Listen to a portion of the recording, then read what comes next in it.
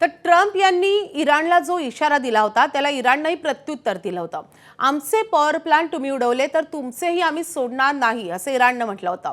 आखातातले अमेरिकेचे ऊर्जा आणि इंधन प्लांट आम्ही उडवू असे इराणने म्हटलेलं होतं। इराणच्या मीडियाच्या हवाल्यानं रॉयटर्स या वृत्तसंस्थेने हे वृत्त दिलं होतं।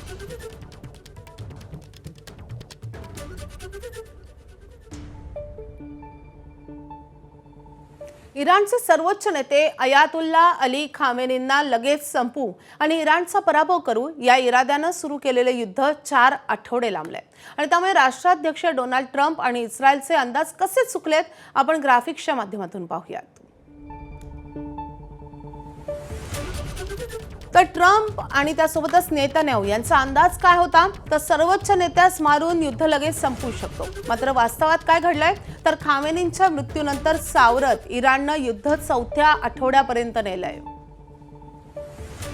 दुसरा अंदाज होता की खामेनींना मारलं की इराणमध्ये गोंधळ उडेल। मात्र वास्तवात काय घडलंय तर नेतृत्वाच्या 3 पिढ्या संपूनही इराण धीरोदात्तपणे उभा आहे। तिसरा अंदाज इराण फार प्रतिकार करणार नाही, तोही अंदाज साफ चुकीचा ठरलाय, कारण वास्तवात इराणच्या प्रतिकारानं सगळेच चकित झालेत, शॉक झालेत अशी प्रतिक्रिया ट्रम्प यांनी दिली आहे।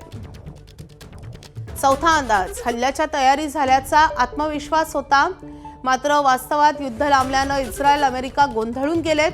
हॉर्मुझवर अजूनही त्यांना ताबा मिळवता आलेला नाहीये। पाचवा अंदाज जागतिक तेल पुरवठा या युद्धानंतरही सुरळीत राहील असा अंदाज होता, मात्र घडलं उलटच। हॉर्मुझ बंदच आहे, पुरवठा विस्कळीत झालाय, दर वाढलेले आहेत। रशिया व इराणवरचे निर्बंध हटवण्याची नामुष्की अमेरिकेवर आली आहे।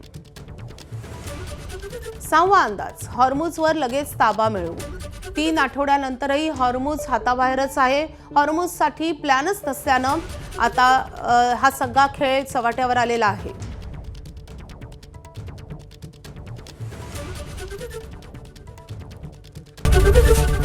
एबीपी माझा, उघडा डोळे बघा नीट।